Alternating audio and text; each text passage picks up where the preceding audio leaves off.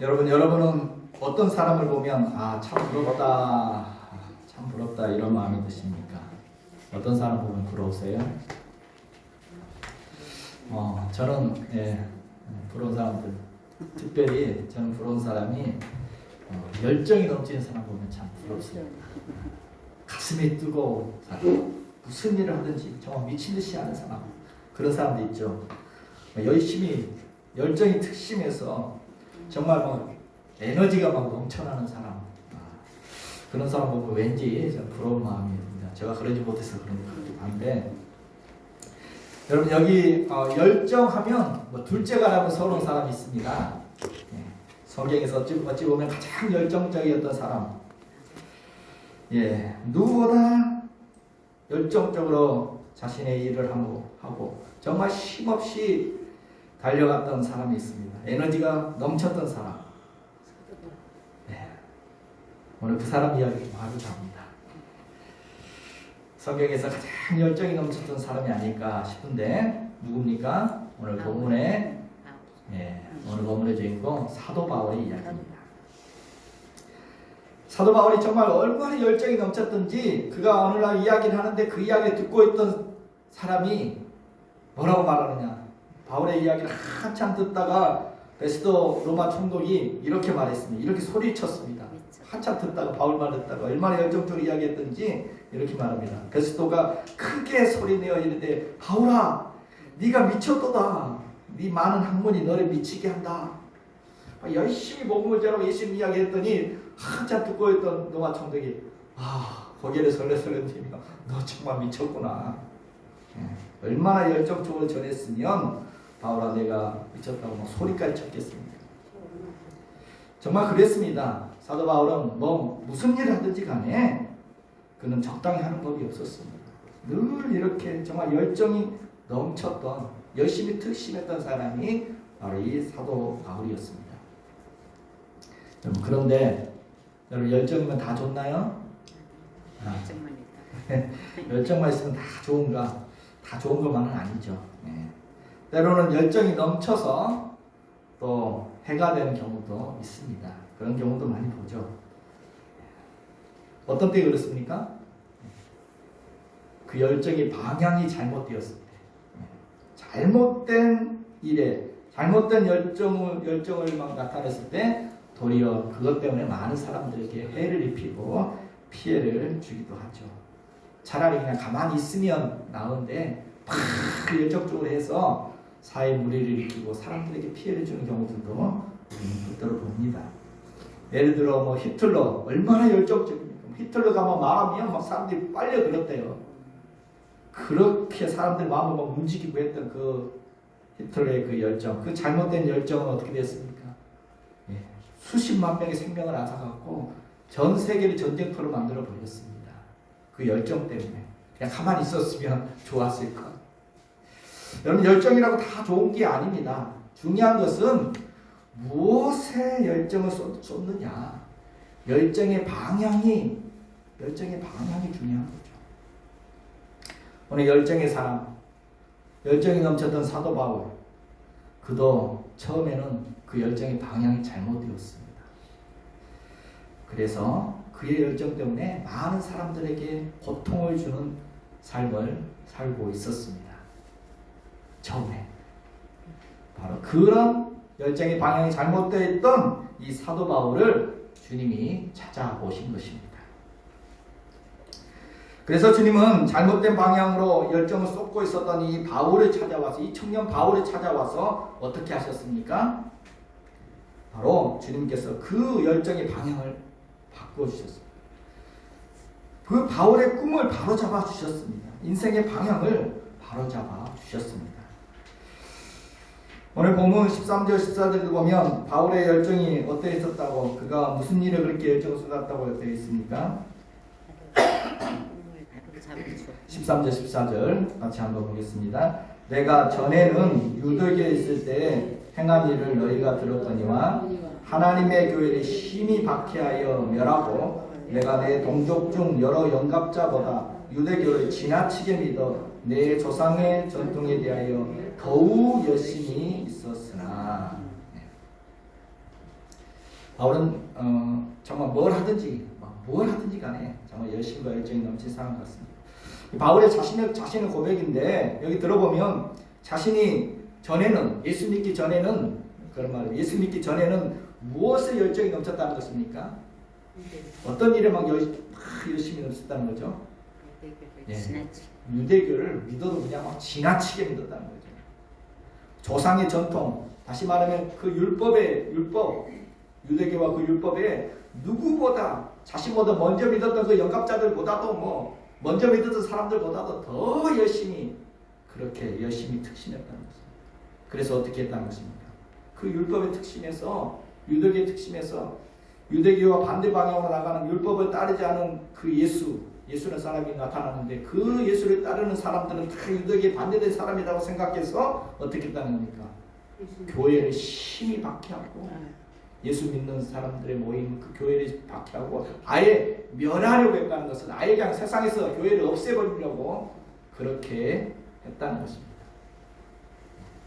얼마나 열심히 했겠습니까? 그는 그렇게 방향이 잘못돼서 잘못된 방향으로만 열심을 쏟았습니다. 그래서 예수 믿는 사람들을 박해하고 예수 믿는 사람을 잡아 체포해서 감옥에 가두고 스데반 집사를 순교하는데 앞장서고 이런 일을 했었어요. 그래서 예루살렘 교회가 박해가 심하게 되니까 교인들이 다 흩어졌습니다. 그 흩어졌던 그 박해에 비해 흩어졌던 사람들이 저 북쪽 저 멀리 다메섹 지역에 가서 또 교회를 세우고 교회가 세워졌다는 말을 듣고 또 참지 못해서 바울이 대제사장에게 공문을 써달라.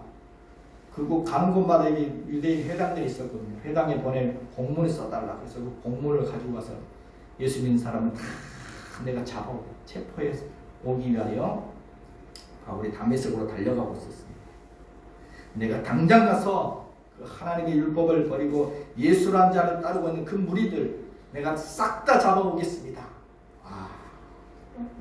막 혈기가 등등해가지고 열정이 혈기가 등등해서 다메섹으로 달려가고 있었습니다. 그런데 바로 그 다메섹 도상에서 다메섹 길에서 다메섹으로 가는 그 길에서 바로 바울은 예수님을 만나게 되죠. 사도행전에 바울의 이야기가 쭉 나오는데 사도행전 9장에 바울의 했던 이야기가 나옵니다. 사도행전 9장에 보면 같이 한번 보겠습니다. 사울이 길을 가다가 다메섹에 가까이 이르렀더니 호련히 하늘로부터 빛이 그를 둘러 비추는지라 땅에 엎드려져 들음에 소리가 있어 이르되 사울아 사울아 네가 어찌하여 나를 박해하느냐 하시거늘 대답하되 주여 누구시니까 이르되 나는 네가 박해하는 예수라. 막 말을 타고 막 달려가다가 다메섹에 거의 도착했을 무렵에 정오쯤이었습니다. 갑자기 대낮보다 태양빛보다 더 밝은 빛이 그들을 둘러 비쳤습니다. 너무나 놀라서 말에서 떨어진 바울은 두려움에 사로잡혀 땅바닥에 엎드렸습니다. 사울아 사울아 네가 어찌하여 나를 박해하느냐. 바울은 헬라식 이름이고 사울은 유대 히브리식 이름입니다. 처음에 히브리식 이름 사용하다가 헬라 지역 이방 선교할 때는 바울이라는 이름으로 사용하게 되죠. 사울아 사울아. 그 사울의 그 이름을 부르면서 그를 찾으십니다. 주여 누구십니까? 주님을 향해서 바울이 묻습니다. 그 질문 그대로예요. 바울은 누구신지 몰랐습니다. 예수님을 몰랐습니다. 사실 지금까지 예수님이 누구신지도 제대로 모르면서 그렇게 박해해 왔던 바울이죠. 그는 유대교와 율법을 가로막는다고 예수란 사람이 그 무리가 유대교와 율법을 가로막는다고 하나님의 대적이라고 생각하고 잘못 알고 그렇게 박해왔던 것입니다. 예수님이 누구신지 몰랐습니다. 누구십니까? 그때 그 물음 앞에 주님이 대답해 주시죠. 나는 네가 박해하고 있는 예수다. 예수. 주님이 누구신지 알려주셨습니다. 그날 예수님은 말로만 가르쳐 준 거 아니죠. 그날 직접 만나주시고 또 주님의 음성을 듣게 하시고 그날 예수님을 체험적으로 알게 해 주셨습니다. 바울은 그날 태양보다 더 밝은 눈부신 주님을 보고 나서 그때 그의 눈이 멀어버렸습니다. 앞이 안 보이게 됐습니다. 그래서 그 눈먼 상태로 다메섹에 들어가서 그때 하나님이 아나니아에게 가서 바울에게 안수해 줘라 해서 아나니아가 찾아가서 바울에게 안수해 주죠. 바울에게 안수해 주자 그때 눈에 비늘 같은 것이 벗겨지면서 밝히 보게 되었습니다. 그런 경험을 했습니다. 눈이 멀었다가 밝아지는 이게 바로 바울의 모습을 지금 상징적으로 보여주는 것이죠. 바울은 맹인 것 같았습니다. 눈먼 자와 같았습니다. 눈은 뜨고 있지만 보지를 못하고 있었습니다. 바로 보지 못했습니다. 자신이 율법을 잘 안다고 생각했지만 구약 성경을 잘 알고 하나님의 뜻을 너무나 누구보다 잘 안다고 생각했지만 그 하나님의 뜻이 그 메시아가 누구인지 하나님이 보내신 분이 누구인지 잘 모르고 있었습니다. 예수님을 모르고 복음을 모르고 보지 못하고 있는 맹인과 같았습니다. 그런데 아나니의 안수를 받고 눈에 비늘이 벗겨져서 이제는 새롭게 밝히 보게 되었습니다. 예수님에 대해서 복음에 대해서 하나님의 뜻이 무엇인지 이제 눈이 열렸습니다. 가치관이 새롭게 되었습니다. 이제는 밝히 보게 되었습니다. 바로 그 다메섹 도상에서 다메섹 길에서 예수님을 만났던 그 사건은 바울의 인생에 있어서 대전환점이 되어졌습니다. 그로부터 그의 인생은 완전히 180도 달라지게 되죠. 오늘 주님은 마치 브레이크가 망가져서 막 트럭이 내리막길에 막 사람들이 모여있는 곳을 향해 막 달리고 있는 것 같은 그렇게 폭주하고 있는 바울, 그렇게 막 폭주하고 있던 바울을 주님께서 그 길에서 막아 쓰신 것이죠. 그 폭주를 멈추게 하신 것입니다.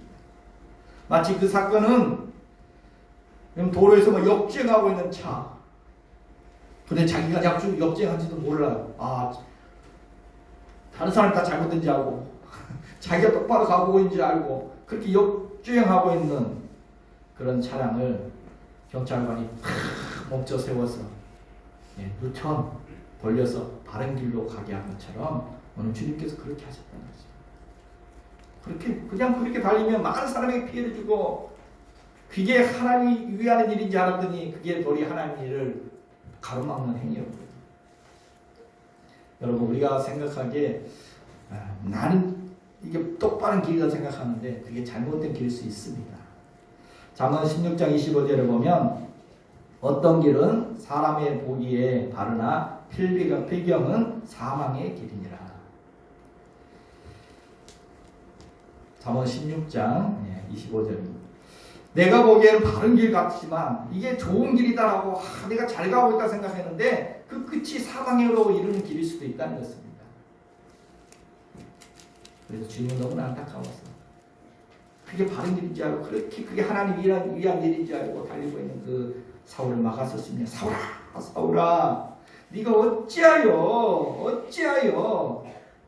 나를 박해하고 있느냐 안타까움으로 브레이크를 밟아주신 것입니다. 그 폭주를 멈추게 해주신 것입니다.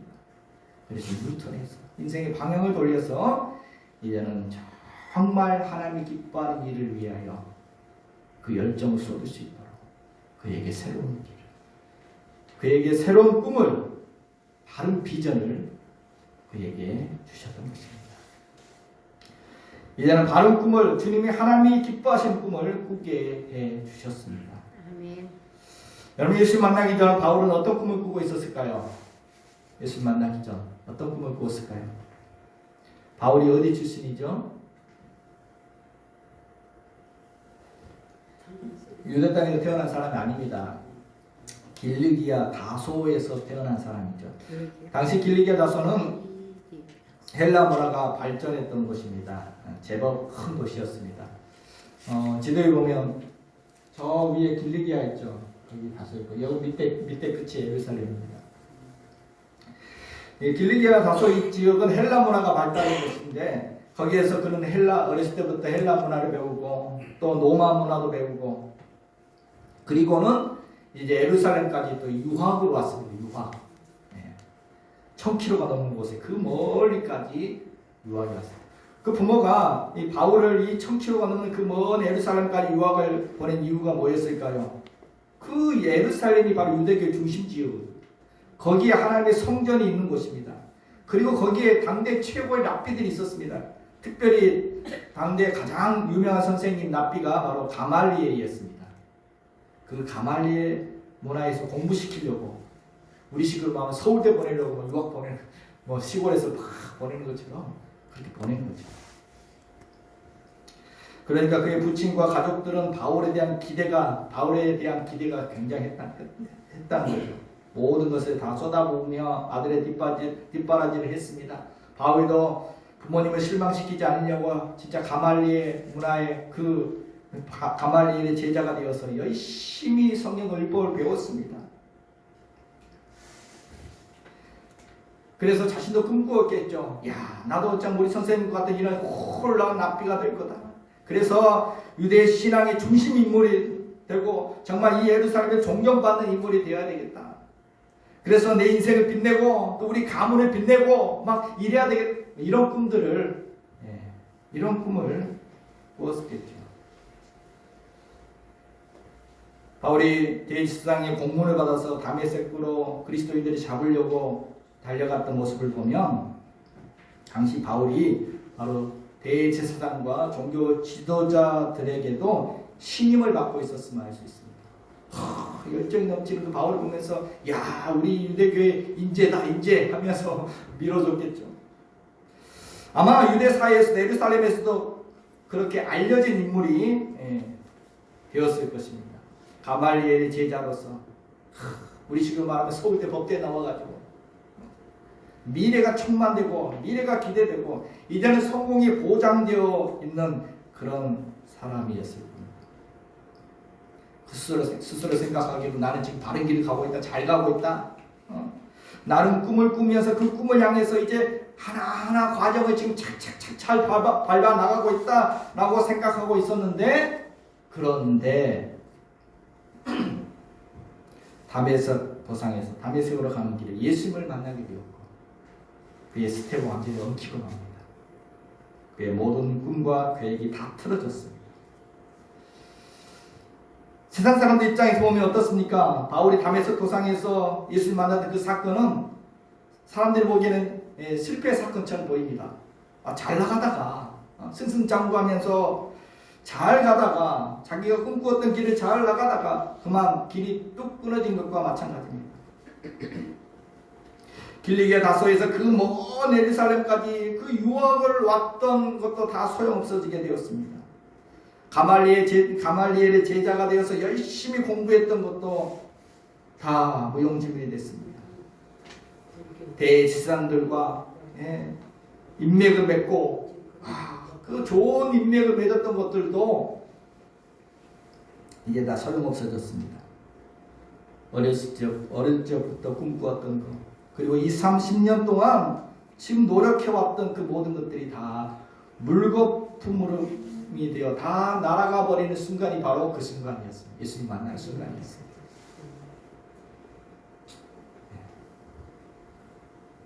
실패했습니까? 그런데 그게 아니었죠. 그 예수님 만났던 다메섹 도상에서 그 사건이 실패의 사건이었는가, 인생 망치는 사건이었는가? 그게 아니었다는 것입니다. 바울은 자신이 경험했던 다메섹 도상에서 예수님 만났던 그 사건을 그는 한 번도 내 인생의 실패의 사건이었다라고 말한 적이 없습니다. 도리어 뭐라고 말합니까? 오늘 본문에도 나와 있죠. 15절 16절 거기 보면 그 은혜로 나를 부르신 이가 그의 아들을 이방에 전하기 위하여 그를 내 속에 나타내시기를 기뻐하셨을 때라고 말합니다. 거기 보면 다메섹 도상에서 주님 만났던 사건을 표현하기를 그는 그의 은혜로 나를 부르셨다. 그 사건은 하나님의 큰 은혜로 나를 불러주신 사건이었음을 그는 고백하고 있습니다. 그래서 바울은 그가 가는 곳마다 간증을 했는데 이 다메섹 도상에서 예수님 만났던 사건을 여러 번 이야기합니다. 가는 곳마다 내가 예전에는 그래 너희도 알지 않느냐, 내가 예전에 율법에 막 지나쳐가지고 이래 교회를 핍박했었는데 다메섹상에 예수님 만나가지고 내가 이렇게 변화되었다라고 그 다메섹상의 그 간증을 가는 곳마다 간증하면서 자신의 인생에 놀라운 사건이었음을 간증합니다. 예수님은 바울을 찾아와서 그에게 새로운 꿈을 주셨습니다. 어떤 꿈을 주셨습니까? 바울의 여기 고백에 보면 하나님 예수님께서 어떤 꿈을 주셨다는 것입니까? 자기를 부르신 이유가 뭐라고 되어 있죠? 그의 아들, 하나님의 아들 예수님을 이방에 전하기 위하여 자기를 불러주셨다는 것입니다. 유대 율법주의에 빠져있던 그를 이제는 이방인의 사도가 되게 해주시려고 멋진 꿈을 그에게 주셨다는 것입니다. 예루살렘에 갇혀있었던 그 좁은 생각을 넓혀주시면서 이제는 전 세계를 누비면서 땅끝까지 복음을 전하고 이방 곳곳마다 하나님의 교회를 세우는 큰 비전을, 큰 꿈을 그에게 주셨습니다. 이게 그날 예수님이 그를 불러서 주셨던 비전이었습니다. 이방인의 사도로 세우시려고. 이처럼 주님은 바울의 꿈을 바로잡았어요. 그의 열정, 잘못된 열정의 방향을 바로잡아 주셨습니다. 그래서 이 사건 이후에 그의 인생은 180도 바뀌었습니다. 박해자 사울이 이제는 복음 전도자 사도 바울로 바뀌게 되었습니다. 자, 이렇게 꿈을 바로잡아주셨던 주님은 바울의 인생에 어떻게 역사하셨습니까? 이 사건 이후에 이렇게 꿈을 바로잡아 주셨던 주님은 바울의 인생 가운데 어떻게 역사하셨습니까? 하나님은 그 꿈을 이루어 가는데 하나님의 열정을 다 쏟아 부어 주셨습니다. 바울은 나중에 이렇게 고백합니다. 하나님이 나를 부르신 것은 다메섹 도상의 사건이 아니었다라고 합니다. 언제 나를 불렀었다고 이야기합니까? 오늘 15절 16절 나와 있죠. 오늘 15절 16절을 보면 바울이 이렇게 말합니다. 내 어머니의 태로부터 나를 택정하시고 그의 은혜로 나를 부르시니까 그의 아들을 이방에 전하기 위하여 그를 내 속에 나타내시기를 기뻐하셨을 때.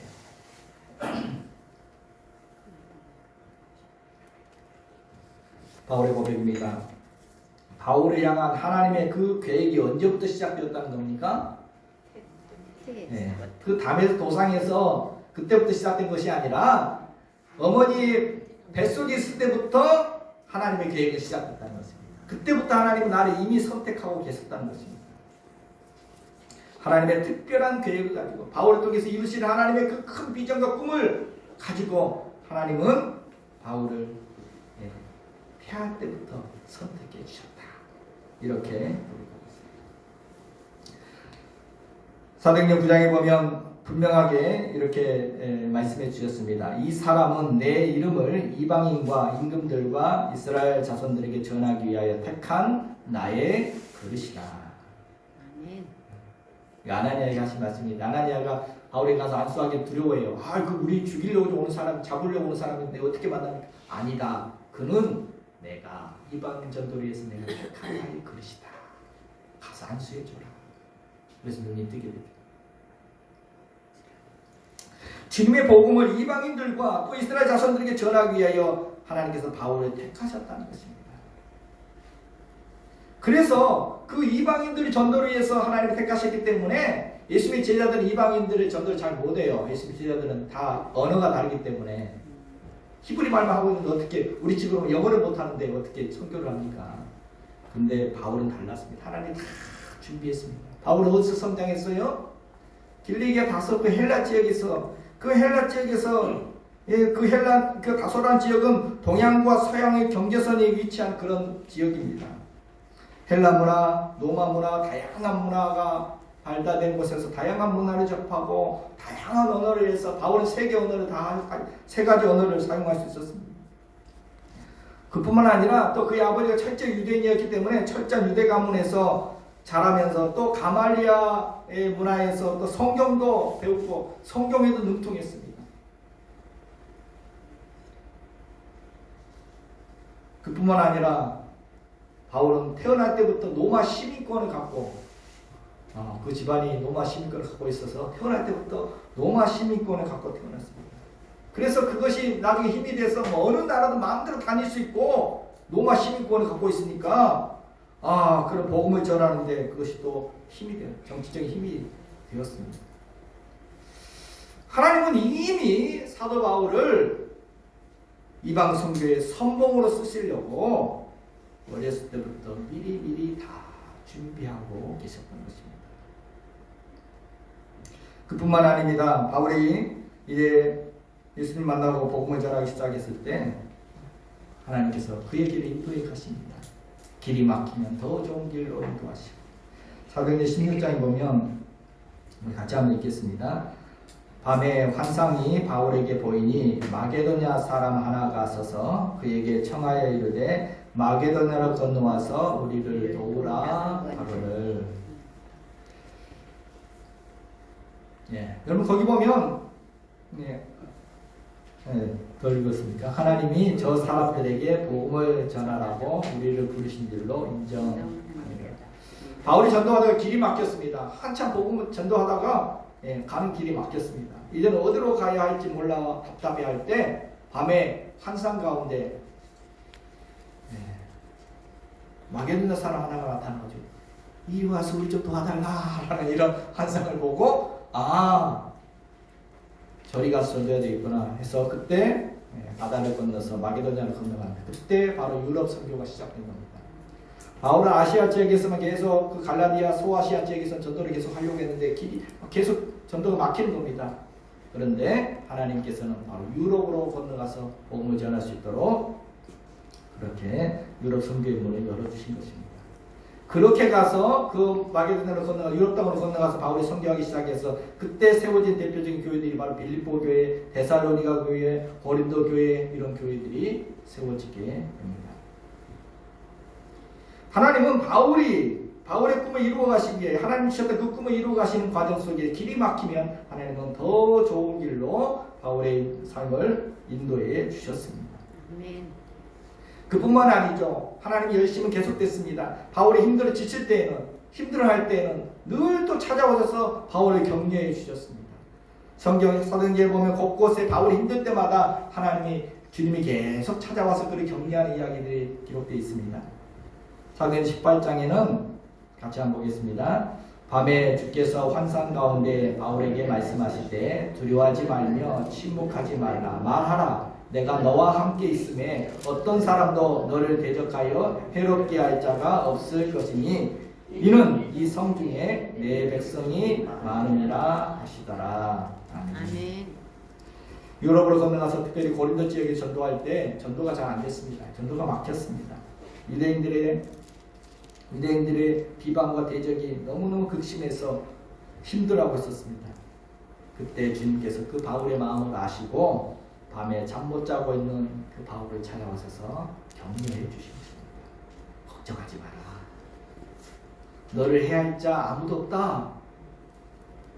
이 성에, 이 고린도 성에 내 백성이 구원받을 전도할 사람, 구원받을 백성이 많이 있단다 라고 하시면서 격려해 주셨습니다. 사도행전 23장에도 또 그런 내용이 나오죠. 사도행전 23장 또 같이 한번 보겠습니다.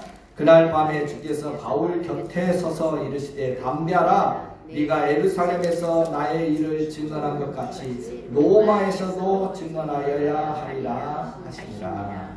아멘. 유대인들이 바울을 죽이려고 해서 정말 위급한 상황 속에 놓여 있을 때 주님께서 찾아오셔서 어디에 서서 바울의 곁에, 바울의 옆에 서서 격려해 주셨다는 것입니다. 내가 너 옆에 있다. 아무 걱정하지 마라. 너 여기서 안 죽는다. 너는 로마까지 가서 전도하게 될 거다. 라고 격려해 주신 거죠.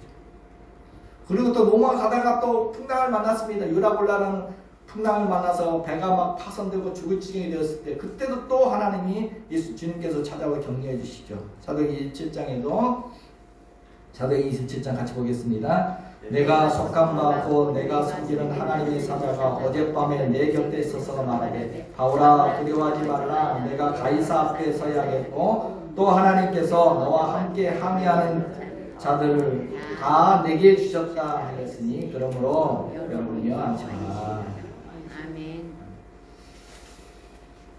배 안에서 지금 배 안에 탔던 사람들이 다 절망하고 이제 구원의 여망이 다 사라지고 이제 우리 다 죽었다라고 두려워 떨고 있을 때 바울이 탁 일어나서 여러분 안심하십시오. 걱정하지 마십시오. 어젯밤에 하나님이 나를 찾아오셔서 말씀해 주셨습니다. 걱정하지 마라. 아무도 안 죽는다. 가이사 앞에 두려워하지 마라. 이 배 안에 있는 사람을 다 내가 너에게 주었다. 가이사 앞에 로마 황제 앞에 너가 가서 복음을 전하게 될 것이다. 도리어 그 배 안에 있는 사람들을 위로하고 소망의 말을 해주고 있습니다. 그렇습니다. 이처럼 하나님은 바울에게 주셨던 그 꿈을 이루어가는 과정 속에 그가 힘들어할 때마다 찾아오셔서 이렇게 힘을 주고 격려해 주셨습니다. 그뿐만이 아닙니다. 하나님의 열정 계속되었습니다. 바울 혼자 일하지 않도록 또 바울에게 수많은 사람들을 또 붙여주셨습니다. 많은 동역자를 주셨습니다.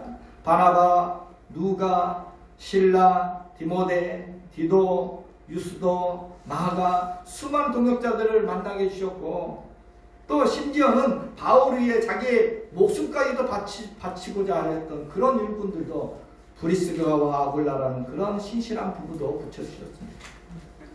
로마서 16장 4절을 보면 그들은 내 목숨을 위하여 자기들의 목까지 내놓았나니. 빌립보에서 전도가 안 될 때 이 브리스길라와 아굴라 이 부부들은 바울의 동역자인데 이런 자기의 목까지 내놓을 정도로 그렇게 동역했다는 것입니다. 여러분 이런 동역자가 곁에 있으면 얼마나 든든했겠습니까? 혼자 하면 힘드니까 지칠 수 있으니까 마음이 무너질 수 있으니까 하나님이 이렇게 귀한 동역자들을 붙여주셔서 함께 마음을 나누고 함께 사역할 수 있게 해주셨습니다. 여러분 이처럼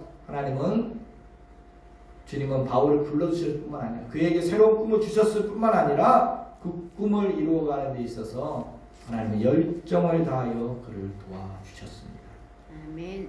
그래서 바울이 그의 인생에 대해서 한마디로 이렇게 고백했습니다. 고린도서 15장 10절 우리 잘 아는 말씀인데 같이 한번 보겠습니다. 내가 나 된 것은 하나님의 은혜로 된 것이니 내게 주신 그 은혜가 헛되지 아니하여 내가 모든 사도보다 더 많이 수고하였으나 내가 한 것이 아니요 오직 나와 함께 하신 하나님의 은혜로다. 아멘. 내가 이렇게 변화된 것도 내가 이렇게 귀한 사역들을 할 수 있었던 것도 다 하나님의 은혜였다. 하나님의 은혜로 내가 이런 꿈들을 다 이루어갈 수 있게 되었다라고 고백하고 있습니다. 여러분 이처럼 주님은 바울에게 주셨던 그 꿈을 이루어가는 데 있어서 주님의 열정을 다하여서 이렇게 도와주셨습니다. 그런데 주님의 열정만 있었던 것이 아니라 사도 바울도 열정을 다해서 일했던 사람입니다. 꿈을 이루어가는 바울의 열정이 사도행전 곳곳에 기록되어 있죠.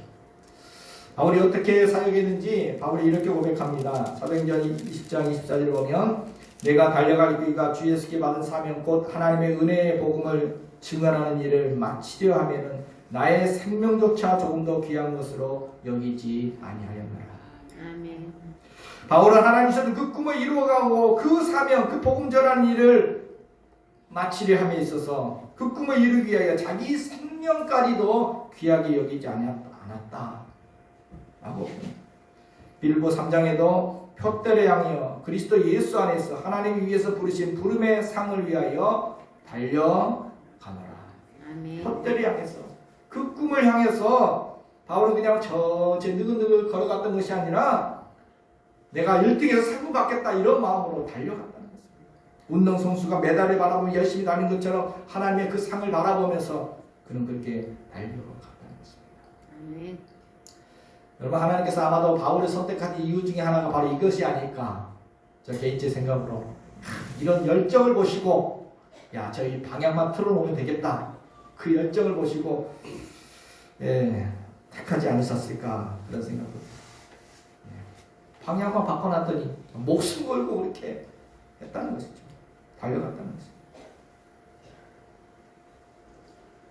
여러분, 사도행전 곳곳에, 우리가 사도행전 쭉 보면 사도행전 곳곳에 바울이 얼마나 열정적으로 하나님의 일들을 이루어갔는지 쭉 기록되어 있죠. 다메섹 도상에서 이렇게 예수님을 만나고 나서, 그가 회심하고 나서 그는 어떻게 했습니까?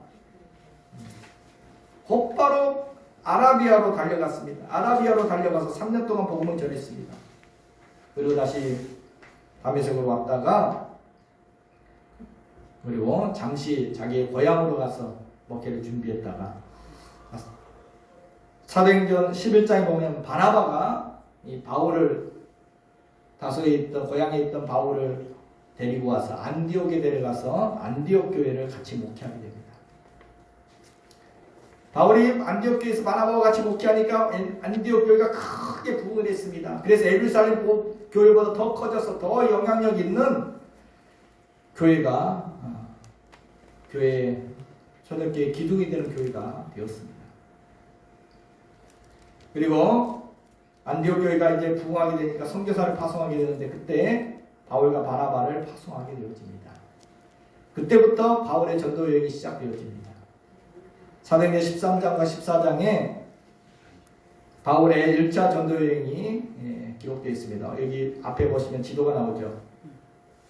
배를 타고 구브로로 갔다가 또 밤빌리아로 갔다가 비시디아, 안디옥, 이고니온, 루스드라, 더베, 이 갈라디아 지역들, 바울의 고향에 가까운 이 갈라디아 지역들을 먼저 이렇게 전도하면서 교회들을 세우고 이방인들을 전도합니다. 그러면 갈라디아서는 그때 1차 전도 때 세웠던 교회들에게 보낸 편지가 갈라디아서죠.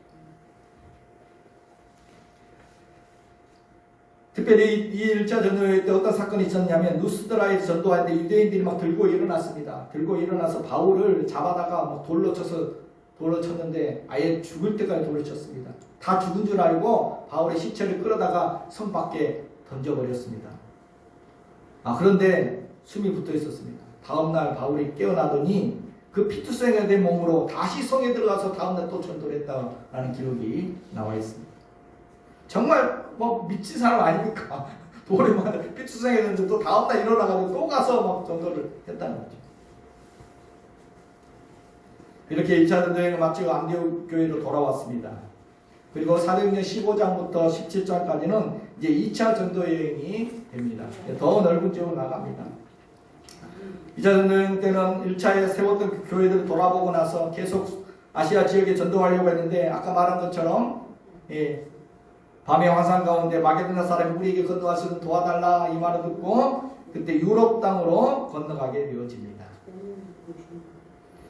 거기서 누가를 만나서, 사도행전과 누가복음의 저자인 누가를 만나서 같이 합류하게 되었고, 거기서 빌립보, 데살로니가, 베레아, 아테네를 거쳐서 교회를 세우고, 그리고 고린도 지역으로 내려가서 고린도 지역에서 18개월 동안 머물면서 집중적으로 전도해서 고린도 교회를 세웠습니다. 그리고 다시 예루살렘으로 왔다가 안디옥으로 돌아갔습니다. 이게 2차 전도여행이고, 그리고 3차는 바로 또 오자마자 또 바로 떠났습니다. 바로 떠나서 사도행전 18장부터 20장까지 3차 전도여행 이야기가 나옵니다. 3차 전도여행 때는 에베소를 중심으로 해서 에베소에서 3년 동안 머물면서 주변의 교회들을 돌보고 목회를 합니다. 그리고 다시 유럽으로 건너가서 그 지역들을 다시 돌아보고 구제원금들을 다 거두어서 예루살렘 교회 힘들단 말을 듣고 예루살렘으로 가게 되었습니다. 이때 에베소 장로들이 울면서 바울을 말리죠. 예언을 하면서 바울 예루살렘 가면은 핍박과 환란이 기다리고 있고 결박되어 죽을 수도 있습니다. 가지 마십시오. 바지가랑이를 잡고 에베소 장로들이 막 눈물 흘리면서 바울을 그렇게 3년 동안 목회했으니까 정이 들었는지 바울을 말렸습니다. 환란이 기다리고 있다. 그때 바울이 뭐라고 말합니까? 그 유명한 말을 했죠. 나의 달려갈 길과 주 예수께 받은 사명 이 일을 마치려 하면 나의 생명도 나는 조금 더 귀하지 이게 여기지 않는다. 그때 그 말을 합니다. 그리고 죽을 각오로 예루살렘으로 가서 예루살렘에 체포되어서 재판을 받고 2년 동안 수감 생활을 하게 되어지고 그때 그 감옥 안에 있으면서 바울이 생각하기를 내가 또 로마까지 가서 전도해야 되겠다. 그 계획을 가지고 호소를 하죠. 나는 로마 시민권을 가지고 있는 사람입니다. 그러니 황제에게 가서 재판을 받겠습니다. 로마 시민권 가진 사람 특권이죠. 그래서 황제에게 재판을 받도록 항소를 해서 로마로 이송되어지게 됩니다. 또 가는 길에 배 타고 가다가 유라굴라는 광풍을 만나서 죽을 뻔하다가 배 안에 있는 사람들 다 전도한 이야기가 나오고 그리고 로마 가서 로마에서 가택연금을 하면서 2년 동안 그 상태에서 집에 오는 사람들을 다 또 전도했다. 이런 이야기로 사도행전이 마치고 있습니다.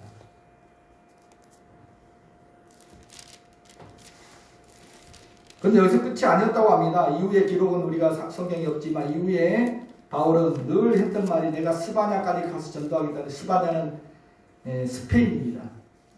거기 그 당시 사람들은 스페인이 땅끝인 줄 알았습니다. 그 다음에는 대서양이 펼쳐지니까 땅끝까지 이르러 복음을 전하라 해서 바울은 스페인까지 가서 복음을 전하겠다 해서 스페인까지 가서 전도했다는 그런 기록들이 있습니다. 여러분 바울이 이렇게 전도하며 돌아다녔던 이 전체 지역을 이 걸어다닌 거리를 계산해 보니까 또 그것을 계산해 보니까 2만 킬로가 넘는데요. 2만 킬로. 여러분 2만 킬로면은 지구 반바퀴에 도는 겁니다. 저 미국까지 가. 이렇게 2만 킬로가 넘는 거리를 걸어다니면서 예루살렘도 오디다와 사마리아와 땅끝까지 복음을 전하라는 그 주님의 그 말씀을 따라서 열정을 쏟아부으며 달렸던 사람이 바울이라는 것입니다. 그리고 교회를 사랑하는 마음으로 그가 세웠던 교회들마다 다 다닐 수는 없는데 교회들마다 어려운 일이 있다는 소식을 들을 때마다 늘 이렇게 편지를 보냈습니다. 그것이 바로 바울 서신, 성경에 기록된 바울 서신들입니다. 네. 로마서부터 시작해서 빌레몬서까지 13권의 편지들, 13권의 신약 성경의 내용이 바로 바울이 기록한 바울 서신들인데도 신약 성경의 전체 절반 이상을 바울이 다 기록한 것입니다. 이처럼 주님이 맡겨주신 그 꿈을 향해서 열정을 쏟아부었던 열정을 불태우던 사람이 바로 사도 바울입니다. 이렇게 달려왔던 사도 바울, 그가 인생 말년에 뭐라고 말했을까요? 헛되도다 그랬을까요? 인생 말년에 이렇게 승리의 노래를 불렀습니다. 같이 한번 디모데후서 4장 7절 8절을 같이 한번 읽어보겠습니다. 같이 보겠습니다. 나는 선한 싸움을 싸우고 나의 달려갈 길을 마치고 믿음을 지켰으니 이제 후로는 나를 위하여 의의 면류관이 예비되었으므로 주 곧 의로우신 재판장이 그날에 내게 주실 것이며 내게만 아니라 주의 나타나심을 사모하는 모든 자에게로다. 아멘. 얼마나 아름다운 승리의 노래입니까? 말년에 어떤 사람들은 내 인생 헛살았어 라고 하는 사람들도 많은데 바울은 여한이 없다는 것입니다. 너무 감사하다는 것입니다. 나의 달려갈 길 주님께 나에게 주셨던 그 길 내가 다 마쳤다. 완수했다. 이제는 나에게 면류관이 준비되어 금메달이 준비되어 있을 거다. 정말 멋진 해피엔딩 아닙니까?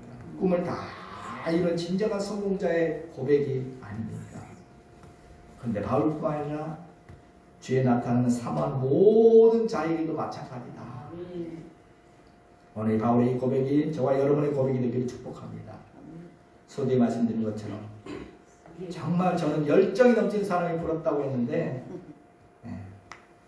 여러분 우리는 가만히 무기력하게 앉아있을 사람들이 아닙니다. 우리에게 멋진 꿈을 주신 하나님께서 오늘 하나님도 열정을 다해 우리를 도와주실 것입니다. 우리를 격려해 주시고 좋은 길 열어주시고 또 사람들 붙여주시며 우리의 꿈을 전폭적으로 도와주실 것입니다. 오늘 우리도 사도 바울처럼 사도 바울같이는 못한다 할지라도 오늘 우리에게 주신 자리에서, 내게 맡기신 자리에서, 내가 할 수 있는 그 자리에서, 내게 주어진 그 길을 오늘 우리도 열정을 다하여 달려갈 수 있기를 축복해 드립니다.